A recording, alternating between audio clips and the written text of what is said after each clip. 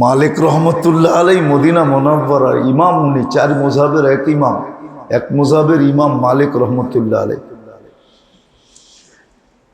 উনি মদিনা মুনাওয়ারার বাহিরে কখনো যান নাই, জীবনে একবার গেছেন হজের জন্য। উনি মদিনার বাহিরেই যেতেন না, যে যদি মদিনার বাহিরে মৌত হয়ে যায়, আমি তো মদিনার মৌত চাইতেছি। আর মদিনায় কোনোদিন উনি জুতা পায়ে দিয়ে চলতেন না, কেননা 1000 বছর আগের কথা। আল্লাহর রসুল চলছে, যদি আল্লাহর রসুলের পায়ের উপরে জুতার পাড়া লাগা যায়, মহব্বতের ব্যাপার। ওনাদের এরকম মহব্বত ছিল, আমাদের তো শুকনা মহব্বত, মুখে মুখে মহব্বত। রাগ হয়ে যাবেন বলবো? যদি আপনার নবীর মহব্বতই থাকে তো আপনি দাড়িতে শেভ করেন কি করে? আপনি অন্যের পোশাক পরেন কি করে? অন্যদের পোশাক পরেন কি করে? আপনাকে তো নবীর পোশাক পরা উচিত। নবীর মতন ভিতরটা পারি না, উপরটা তো পারি, বেশভূষা তো পারি। বেশভূষা বোঝেন? কি মসজিদে যে জুতা চুরি করতে আসে, চোর কি চোরের বেশ ধরে আসে না মুসল্লির বেশ ধরে আসে? আপনি আর আমি বেশটা তো ধরতে পারি, বেশভূষা তো ধরতে পারি। আপনি বলবেন বেশভূষা কি কাজে দিবে? হ্যাঁ, কাজে দিবে, প্রমাণ আছে। কথা অন্যদিকে চলে যাবে। মুসা আলাইহিস সালামকে সবচেয়ে বেশি ব্যঙ্গ করত এক ব্যক্তি, সামেরি নাম ছিল, কোরআনে আছে তার কথা। সবচেয়ে বেশি ব্যঙ্গ করত, ছিল ফেরাউনের লোক, কিন্তু ওর বেশভূষা ছিল মুসা আলাইহিস সালামের মতো। বাবরি, দাড়ি, জুব্বা, পাগড়ি, লাঠি, কথা বলার স্টাইল, ওইগুলো ধারণই করছিল মুসা আলাইহিস সালামকে সারাদিন বিরক্ত করার জন্য। তো ফেরাউন সহ যখন ডুবা মরছে, আল্লাহ ওকে ডুবায় নাই। ওর কারণে আবার 5,80,000 85,000 বনি ইসরায়েলকে জান দিতে হয়েছিল, শুধু ওর কারণে। ওর লম্বা কাহিনী। তো মুসা আলাইহিস সালাম বলতেছিল, আল্লাহ একে ডুবান নাই কেন? এ তো ফেরাউনের চেয়ে বেশি কষ্ট দিত আমাকে। তা আল্লাহ বলে, ডুবাইতে চাইছিলাম, কিন্তু তোমার বেশভূষা দেখা লজ্জা লাগছে। তাহলে আল্লাহ প্রমাণ দিছে, যদি মুসা আলাইহিস সালামের বেশভূষার দ্বারা সামিরি বাঁচতে পারে ডুবার থেকে, তো দোজাহানের বাদশাহ, সৈয়দুল আম্বিয়া, ইমামুল আম্বিয়া, সৈয়দুল আউয়ালিন ওয়াল আখিরিন, সৃষ্টির সর্দার, এর বেশভূষায় আপনি বাঁচবেন না? শুধু এইখানে বাঁচবেন না, ওইখানেও বাঁচবেন। আমার কাছে প্রমাণ আছে। এই উম্মতকে দাঁড়িয়ে দিছে জান্নাতে যাওয়ার জন্য। বিশ্বাস হয় না? তাহলে আমি প্রমাণ দিতেছি। আগে কাহিনী দিয়ে প্রমাণ দিই, পরে হাদিস দিয়া দিব না। এক মুহাদ্দিসে জামান মারা গেছে, তো স্বপ্নে দেখার পরে জিজ্ঞাসা করছে, জামানার সবচেয়ে বড় মুহাদ্দিস, হাদিস বিশারদ, হাদিস পড়াইতো। সাথীরা জিজ্ঞাসা করছে, কি ব্যবহার হলো? কয়, দাড়ি দেখায় জান্নাতে চলে গেছি। কয়, দাড়ি দেখায়? আল্লাহর সামনে যখন দাঁড়াইছে, তো আল্লাহ জিজ্ঞাসা করছে, ওই দাড়ি পাকনা বুড়া কি নিয়ে আসছস? কয়, তখন হাদিস মনে উঠছে। কয়, বেশি কিছু আনি না, দাড়ি আনছি, দাড়ি। আল্লাহ চেতা গেছে, শুধু দাড়ি? কয়, চেতেন কেন? আপনি কি জিবরিলকে বলেন নাই? জিবরিল কি আমাদের নবীজিকে বলে নাই? নবীজি কি সাহাবাদেরকে বলেন নাই? সাহাবা কি আমাদেরকে বলেন নাই যে ইন্নাল্লাহা লা ইস্তাহি বি শাইবাতিন শাইয়াবা ফিল ইসলাম? যে ইসলামের ভিতরে থাকা অবস্থায়, মুসলমান অবস্থায় দাড়ি পাকায় ফেলছে, চাই একটা হোক, তার সাদা দাড়ি দেখলে আল্লাহ লজ্জা পায়। এখন তো উল্টা দেখতেছি, আপনি রাগ হয়ে যেতেছেন দাড়ির কথা বলার কারণে। আল্লাহ হাইসা দিয়া বলছে, সবাই সত্য বলছে, আমিও সত্য বলছি, মাফ করে দিলাম, যা। দাড়ি তো এই উম্মতকে কাটার জন্য দেন নাই, দিছিলেন রাখার জন্য। জুয়িনাতির রিজাল বিল্লুহা, আল্লাহ বলে আমি পুরুষকে সাজাইছি দাড়ি দিয়া। ওয়ান্নিসা বিল মুস্তারসিল, মহিলাদেরকে সাজাইছি লম্বা লম্বা চুল দিয়া। এই জন্য আমাদের দেশে আগে মেয়ে দেখতে গেলে চুলও দেখতো, যেটার চুল লম্বা না খাটো। লম্বা চুল হইলে পছন্দ করতো না, চুল লম্বা আছে, এটা সাজ। জান্নাতে নারী যতটুক লম্বা হবে চুল এতটুক লম্বা হবে। ওই দিন দেখবেন লম্বা চুলের পাহাড় কিরকম, পাহাড় বোঝেন তো, সৌন্দর্য কিরকম। হ্যাঁ, তো মালিক রহমতুল্লাহ আলাই ওনার জীবনের কাহিনী বলতেছিলাম, ভুলা গেছি কি জেনে বলতেছিলাম। মালিক রহমতুল্লাহ আলাইর কাহিনী, ওনার জীবনের কাহিনী। উনি নিজের কাহিনী নিজে লিখে গেছেন। ভুলা গেছি কোন কাহিনীটা যেন বলতেছিলাম।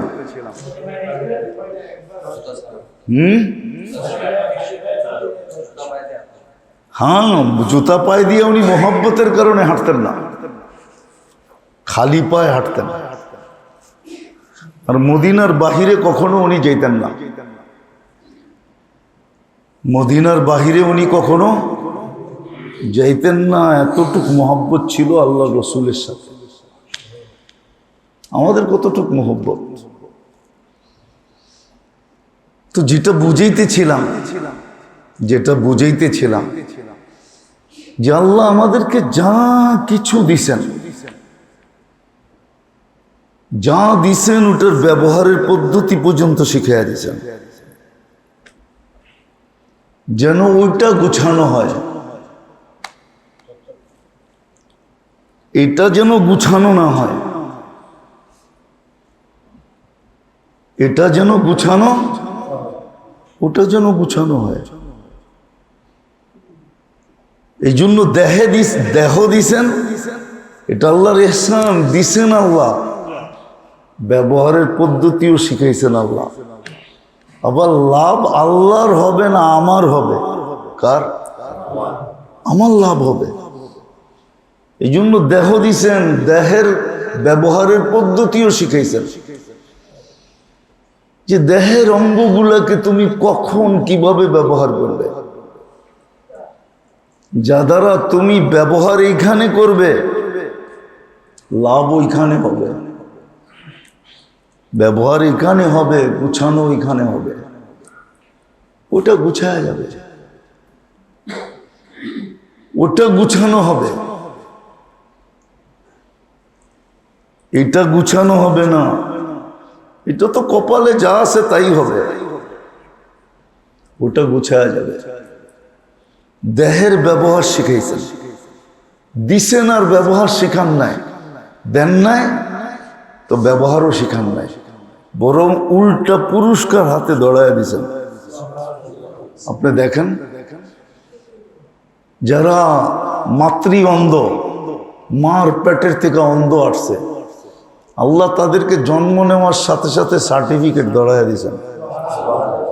মান আখাযা কারিমাতাইহি ওয়াজাবা লাহুল জান্নাহ, যার মান আখাযা কারিমাতাইহি সুম্মা সাবারা আলাইহি, যার দুই চক্ষু আল্লাহ নিয়ে গেছেন আর সে এটাকে সবর করছে, ধৈর্য ধারণ করছে আর সওয়াবের আশা রাখছে, আল্লাহ বলে ওয়াজাবা লাহুল জান্নাহ, জান্নাত তোকে দড়াইয়া দিলাম। এটা আল্লাহর সিস্টেম। আর যাকে দিছে তাকে চক্ষু ব্যবহার করার পদ্ধতি শিখাইয়া দিছেন, যে ওইটা করো, নাইলে এই সওয়াব কেন লেখা হইতো। মা বাবার দিকে সদয় দৃষ্টিতে দেখলে হজের সওয়াব। কেন এই সওয়াব দিত আপনাকে? ব্যবহারের পদ্ধতি শিখাইছে, কখন খুলবে কখন বন্ধ করবে, আবার গেটও দিয়া দিছে। আল্লাহ ইচ্ছা করলে দুইটা পাপড়ি নাও দিতে পারতেন। এটাকে কি বলে? চোখের উপরে একটা, নিচে একটা, পর্দা নাও দিতে পারতেন, এটা পর্দা না। দরজার পাট হয় কয়টা? এখন কইবেন আমগুলো একটাই হয়, ঠিক না? কিন্তু আগে দরজার পাট দুটেই ছিল। কয়টা? চোখের উপরে পাট কয়টা? আল্লাহ দরজাও দিয়া দিছে, কখন খুলবা কখন বন্ধ করবা। আখেরাত বললে বন্ধ করে দিছে, আখেরাত হয়ে গেছে। হ্যাঁ,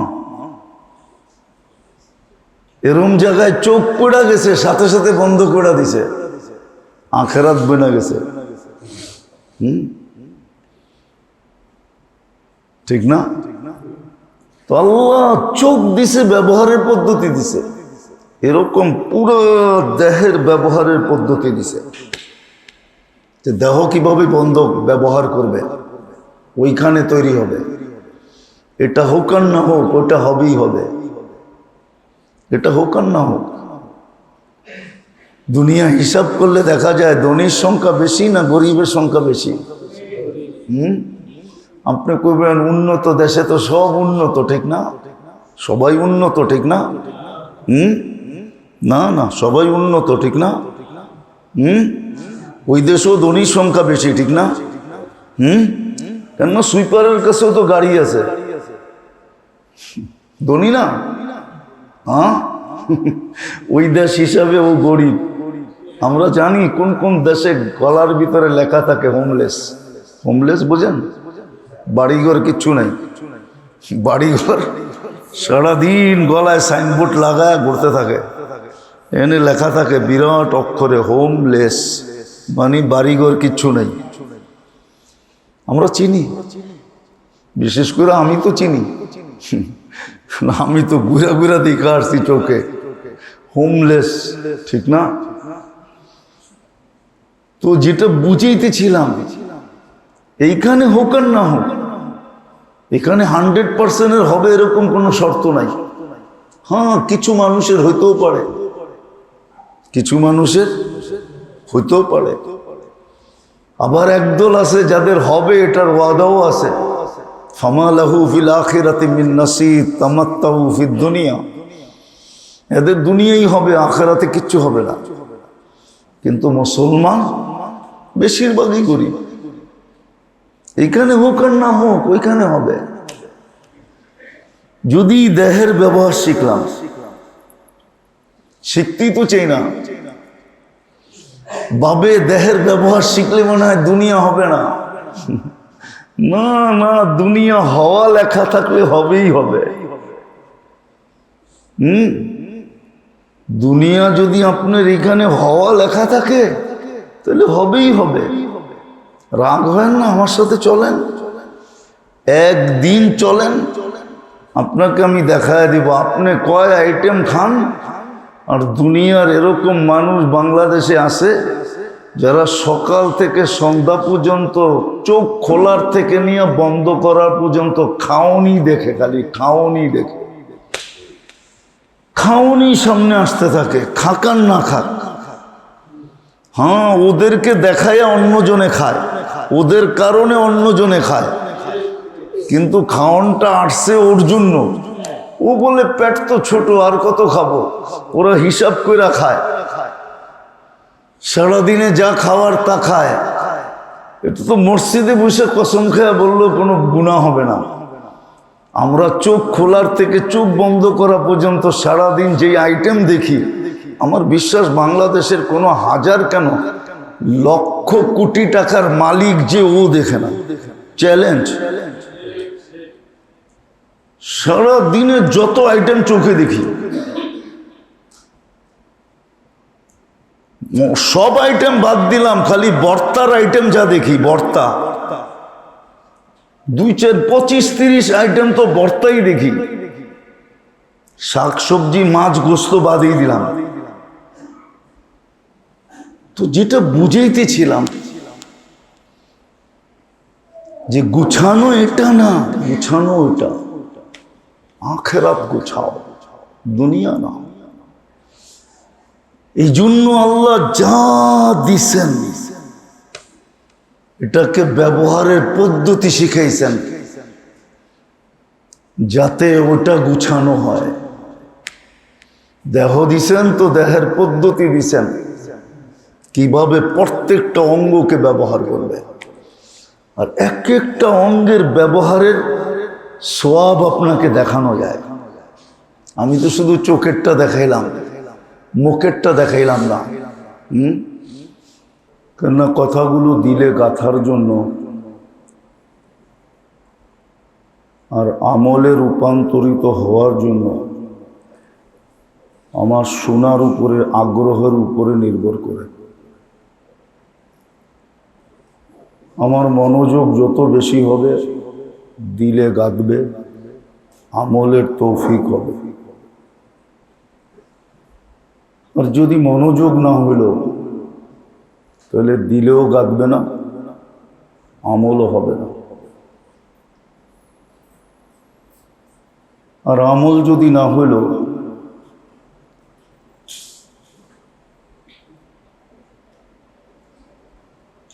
তাইলে দেখা যাবে যে উদ্দেশ্যে আল্লাহ সবকিছু দিলেন, উদ্দেশ্য পুরো হবে না। সত্য এটা, ক্ষতি তো আল্লাহর হবে না, আল্লাহর ক্ষতি করা যায় না। আল্লাহ তো আল্লাহ, ক্ষতি আমারই হবে। এমন বড় ক্ষতি হবে যে যেটার রিকভারি সম্ভব হবে না। দুনিয়ায় প্রত্যেক ক্ষতিকে পোষায় নেওয়া যায়, কখনো না কখনো নেওয়া যায়, কিন্তু আখেরাতের ক্ষতিকে কখনো পোষানো যাবে না। আর আখেরাতের ছোট ক্ষতিও পার্থক্য অনেক হয়। এই জন্য এক হাদিসে আছে যে দুনিয়াতে একবার সুবহানাল্লাহ বেশি পড়ছে আর যে একবার কম পড়ছে, তার ভিতরে এত দূরত্ব হবে যেটা এই মানুষের ছোট ব্রেনে আনা সম্ভব না। উদাহরণ দিলে বোঝা যায় কিনা দেখি। জান্নাতে এক সময় সুমধুর আওয়াজ উঠবে, আওয়াজের উপরে জান্নাতি বাহির হয়ে চলে আসবে, জিজ্ঞাসা করবে এই সুমধুর আওয়াজ কোত্থেকে? বলবে তোমার উপরের জান্নাত থেকে। কোনো প্রোগ্রাম? বলবে না, শুধু স্বামী স্ত্রী খাটে, এদের পাশ পরিবর্তন করার কারণে খাটের থেকে এই সুমধুর আওয়াজ বাহির হইতেছে। তো জিজ্ঞাসা করবে সে এত বড় মর্যাদা পাইল কি করে? বলবে জাদা বিকা সুবহানাল্লাহ মাররাতান ওয়াহিদা, হিসাব কিতাবে তোমার থেকে একবার বেশি সুবহানাল্লাহ পড়ছে দুনিয়াতে। তাহলে আখেরাতের দূরত্বটা অনেক লম্বা। কিন্তু যদিও আমরা ছোট মনে করি, যেমন প্রসিদ্ধ কাহিনী আছে আমাদের সামনে, বারবার শুনছি, আব্দুল্লাহ ইবনে রাওয়াহা রাদিয়াল্লাহু তাআলা আনহু যখন মওতার যুদ্ধে যাইতেছিলেন, তা আল্লাহর রসুল প্রথম বলছে প্রথম জান্ডা থাকবে জাফর ইবনে আবু তালেবের কাছে। সে যদি শহীদ হয়ে যায় তো সাইদ ইবনে হারেসার কাছে, সেও যদি শহীদ হয়ে যায় তাহলে আব্দুল্লাহ ইবনে রাওয়াহার কাছে, সেও যদি শহীদ হয়ে যায় তো তোমরা একজনকে বানায় নিও, সেনা প্রধান বানায় নিও, আমির বানায় নিও। তো ইহুদি পিছের থেকে শুনতে ছিল, ইহুদিরও এতটুকু বিশ্বাস ছিল যতটুকু আজকে আমাদের নাই। রাগ হয় না, আমাদের নবীর কথার উপরে আমাদের এতটুকু বিশ্বাস নাই। যদিও আমরা সুপারিশের আকাঙ্ক্ষী, যে ওনার সুপারিশ কিয়ামতের দিন চাই। আপনার যখন বিশ্বাসই নেই, আপনি সুপারিশ দিয়ে কি করবেন? বিশ্বাস এতটুকু ছিল ইহুদিদের পর্যন্ত। তো ইহুদি পিছের থেকে বলতেছিল তিনজনের একজনও ফিরে আসবে না।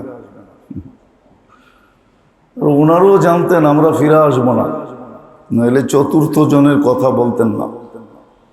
আর আল্লাহর রসুল যা বলে সত্য বলে, সাদিকুল মাসদুক, ওয়া মা ইয়ানতিকু আনিল হাওয়া ইন হুয়া ইল্লা ওয়াহয়ুন ইউহা। কোনো কথা নিজের থেকে ব্যক্ত করেন না যতক্ষণ পর্যন্ত উপর থেকে মেসেজ না আসে। এই জন্যই তো উনি মেসেঞ্জার।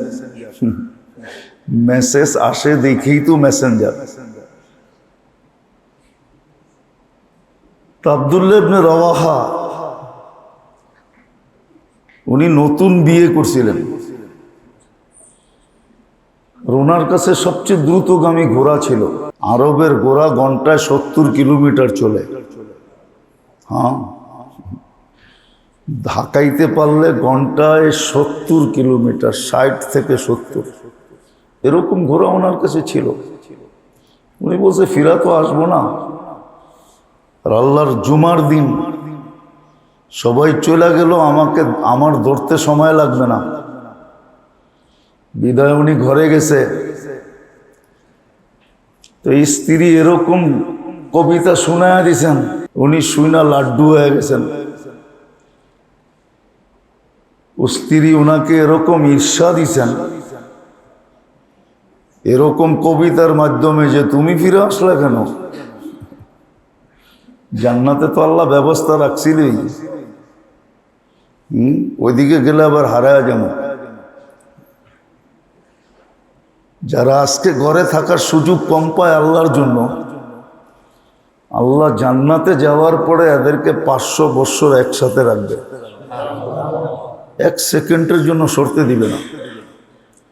বলবে দুনিয়াতে তো তুমি আমার জন্য সময় দিতে পারো না, আগে ওইটার রিকভারি করো। 500 বৎসর স্বামী স্ত্রীকে একসাথে রাখবে। যেমন নতুন জামাই শ্বশুর বাড়ি গেলে নতুন জামাই ফিরতি যায় না, ফিরতি তো দাদি নানি কামরার ভিতরে বন্ধ করে দেয় দুজনরে, যে থাক একসাথে, টাইমলি খাওয়া আমরা পাঠাইতে থাকি না। ঠিক না? মনে হয় আপনাদের এরকম হয়তো নাই,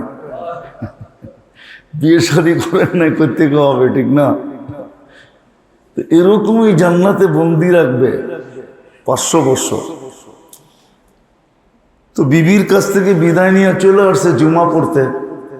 আল্লাহ রসুল দেখা বলছে, আব্দুল্লাহ তুমি এখানে? জামাত তো চলে গেছে। বলছে ইয়া রাসূলুল্লাহ, ফিরা তো আসবো না, জুমার দিন দ্রুতগামী ঘোড়া, আমি এদেরকে ধরে ফেলবো। ভাবলাম আপনার পিছনে শেষ জুমাটা পড়ে যাই। তো বলছে ওরা কত দূর আগে গেছে? আধা বেলা। আধা বেলা? বেলা শেষ না হইতে না হইতে আমি ওদেরকে ধরে ফেলবো। আল্লাহ রসুল বলছে তুমি এইখানের হিসাব করতেছো আধা বেলা? তোমার হিসাব কিন্তু ওইখানে হয়ে গেছে। কত দূর দূরত্ব হয়ে গেছে জানো? বলছে তুমি 500 বৎসর পিছে পড়ে গেলা। ওরা 500 বৎসর আগে জান্নাতে ঢুকবে আর তুমি 500 বৎসর পরে ঢুকবে। এই জন্য আমি দেখা আসছি দুইজনের কবর একসাথে। জাফর ইবনে জর্ডানে আছে, জাফর ইবনে আবু তালেব আর সাইদ ইবনে হারেসা, দুইজনের কবর বিলকুল পাশাপাশি একসাথে গায়ে লাগানো। কিন্তু আব্দুল্লাহ ইবনে রাওয়াহার কবর অনেক দূর, একা। এইখানেও দূরত্ব হয়ে গেছে, কবরই দূরত্ব হয়ে গেছে। তো যেটা বুঝাইতেছিলাম, হয়তো এইখানের সময়ের দূরত্ব কম হবে, কিন্তু দুনিয়ার দূরত্ব, আখেরাতের দূরত্ব অনেক লম্বা, যেটা ভাইবা চিন্তা শেষ করা যাবে না। এক সুবহানাল্লাহর দেখাইলাম, আধা বেলার দেখাইলাম, আরো এরকম 2-4-20টা দেখানো যায়। এই জন্য খুব মনোযোগ দিয়ে শুনতে হবে, যাতে দিলে গাথে আমলের তৌফিক মিলে। দিলে গাঁথলেই আমলের তৌফিক মিলে। আর আমল যখন হবে তখন এইখানে কিছু মিলুক আর না মিলুক, ওইখানে মিলবে। আর ওইখানের মিলাটা অনেক বড় মিলবে। সমগ্র দুনিয়া, সমগ্র সম্পদ নিয়া জান্নাতের একটা টিস্যুর দাম রাখে না। টিস্যু, হাত মজবে যে, টিস্যুর দাম রাখে না। আপনি জানেন না? আচ্ছা বলেন তো, যেই বিবেক বুদ্ধি আমাদের এখন, এটা যদি মারপেটে দিত, আপনি কি ধারণা করতে পারতেন যে মারপেটের বাহিরে এরকম একটা জগৎ? এখানে প্লেন উড়ে, এত দামি দামি গাড়ি চলে, 12-14 লাইনের হাইওয়ে। কি ইউরোপে 14 লাইনের হাইওয়ে নাই? 12 লাইনের হাইওয়ে নাই? এরকম বিশাল ঘরে থাকবেন, আপনি কি ভাবতে পারতেন? আজকের বিবেক বুদ্ধিটাও যদি মারপেটে দিয়ে দেওয়া হতো, মেনে নিলাম, দেয় নাই, ওটার একটা কারণ ছিল।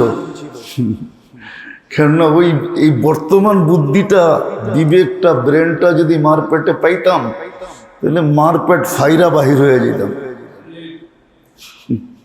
আপনি 10 মাস মারপেটে থাকতেন, আপনি তো ফাইরা বাহির হইতেন। মা বাঁচুক আর না বাঁচুক, আমি বাঁচি। যেখানে হাত মেলা যায় না, পাও ছড়ানো যায় না, 10 মাস টানা বৈশা, এই যে বৈশা আছি, এটা মারপেটে শিখাইছে আল্লাহ। আল্লাম তুকাল জুলু সাফি বাতনি উম্মি, আল্লাহ বলে তোকে বসা তোর মারপেটে শিখাইছি আমি। মারপেটেই তোকে বসায় রাখছি, মাত্র 3 ইঞ্চি বাহিরে, 3 ইঞ্চি। ডাক্তারদেরকে জিজ্ঞেস করে, সিজার 3 ইঞ্চি হয় না বেশি হয়? ডাক্তার সাহেব, 3 ইঞ্চি সিজার হয়। পেটটাকে 3 ইঞ্চি কাটা হয়, 3 ইঞ্চি কাটলেই বাচ্চাদা নেই।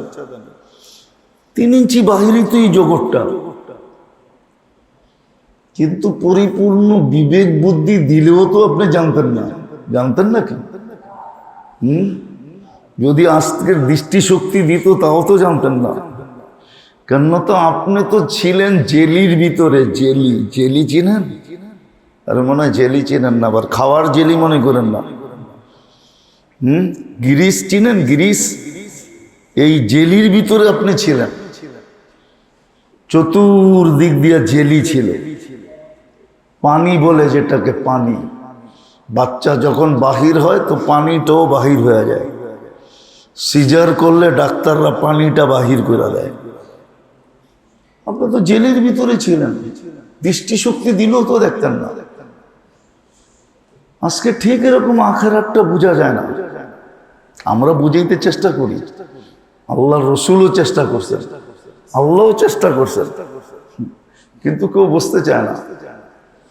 কেননা মন দিয়েই শুনে না, দিলে গাঁথবে কোত্থেকে? দিলে না গাঁথলে তো আর আমল হবে না। এই জন্য দিনী কথা যত বেশি মনোযোগ দিয়ে শোনা যায়। আর আল্লাহ সত্য এটাই, আল্লাহ আমাদেরকে সবকিছু এই জন্যই দিছেন। যদিও আমাদের সবকিছু দুনিয়া গুছানোর পিছনে লাগতেছে, সবাই জানে আমি থাকবো না, তারপরও গুছানের ভঙ্গি দেখলে মনে হয় এ চিরদিন থাকবে। রাগ হয়ে গেলেন? দুনিয়া গুছানের ভঙ্গি দেখলে, একটা উদাহরণ দিই, বাংলাদেশে 400 কোটি টাকার বাড়ি আছে, আছে না? নেটে সার্চ দেন, এখন চলে আসবে। এক বাড়িতে কত? 400 কোটি। কোটি কোটি টাকার বাড়ি, এটার তো অভাবই নেই, ঠিক না? সেও জানে আমি চিরদিন থাকবো না, সেও জানে। কিন্তু তার ব্যয় করার অবস্থা দেখলে মনে হয় সে কোনোদিন যাবে না। তার বেডরুম দেখলে মনে হয় সে কোনোদিন এখান থেকে বাহির হবে না। তার বাথরুম দেখলে মনে হয় সে কোনোদিন এখান থেকে যাবে না। তার ঘরের সাজসজ্জা দেখলে মনে হয় কোনোদিন সে যাবে না, মরবেই না।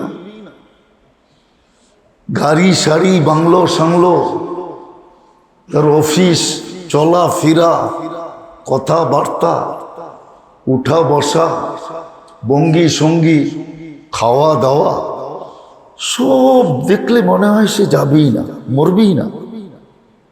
কি ভুল বললাম? না, মনে হয় ভুল বলছি।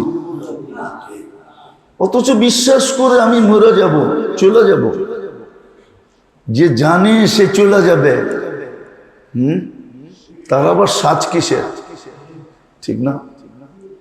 বাংলায় মনে হয় এরকম একটা প্রবাদ বাক্য আছে, ভুলে গেছি। তার আবার সাজ কিসের?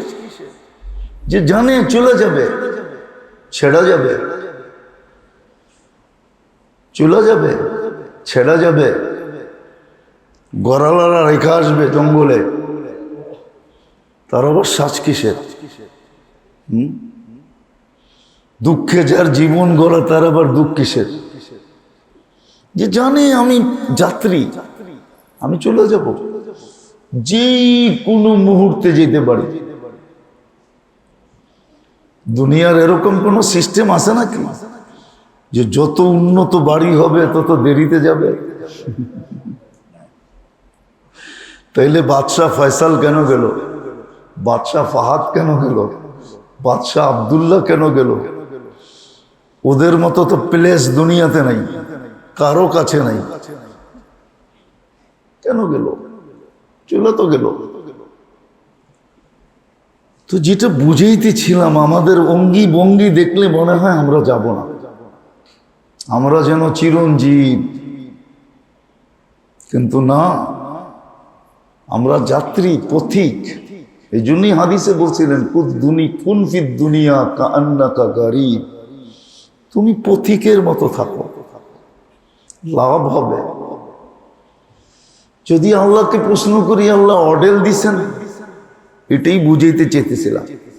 ওই আখেরাতটাকে গুছানোর জন্যই সব যা কিছু আমাদেরকে দিছেন, ওটার উদ্দেশ্যই হলো আখেরাতটা গুছানো। আবার যা দিছেন ওটাকে ব্যবহারের পদ্ধতিও দিছেন, নিজের পক্ষ থেকে পদ্ধতি দিছেন, আবার রাস্তা বলে দিছেন, হাদাইনাহু নাজদাইন, দুই রাস্তা দেখায়া দিছেন, যে কোনটায় ব্যবহার করলে ওইটা গড়বে আর কোনটায় ব্যবহার করলে এটা গড়বে। কোনটায় ব্যবহার করলে তুমি হাতে করে নিয়ে যাবে আর কোনটায় ব্যবহার করলে অপরের জন্য রেখা যাবে। এটাও বলে দিছে, অপরের জন্য রেখা যাবে, তোমার জন্য না। যারা বাংলো সাংলো বানায় যায়, ওরা সব অন্যের জন্য রেখা যায়। হ্যাঁ, আজিমপুরে খোঁজলে পাওয়া যাবে, রিক্সাওয়ালার কবরও পাওয়া যাবে একই মাটিতে। আবার ঢাকা শহরের শিল্পপতির কবরও পাওয়া যাবে, হাজারপতির কবরও পাওয়া যাবে, 1000 কোটি টাকার মালিক এর কবরও পাওয়া যাবে বনানী কবরস্থানে। আবার রিক্সাওয়ালার কবরও পাওয়া যাবে বনানীর কবরস্থানে। ওইখানে যে দুইজন এক হয়ে গেছে, দুইজন দুইজনকে বলতেছে তুইও যেই মাটিতে আমিও ওই মাটিতে। ওইখানে আর পার্থক্য করতে পারবে না যে তুই রিক্সাওয়ালা আমি শিল্পপতি, তুই হাজারপতি আর আমি কোটিপতি। ওইখানে পার্থক্য করতে পারবে না, একই মাটিতে। তো যেটা বুঝাইতেছিলাম, আজকে আমাদের সব কিছু লাগতেছে এইটা গুছানোর জন্য, দুনিয়া গুছানোর জন্য। দুনিয়াটা গুছানোর জন্য সব কিছু লাগতেছে, কিন্তু স্বীকার করি, জানি যে আমি বেশি দিন এখানে থাকবো না, যেই কোনো মুহূর্তে আমি চলে যেতে পারি। আবার চলে যাওয়াটা এরকম লুকায়িত রাখছেন, কেউ জানে না। সত্য কাহিনী মনে পড়লো, এই জন্য বলতেছি।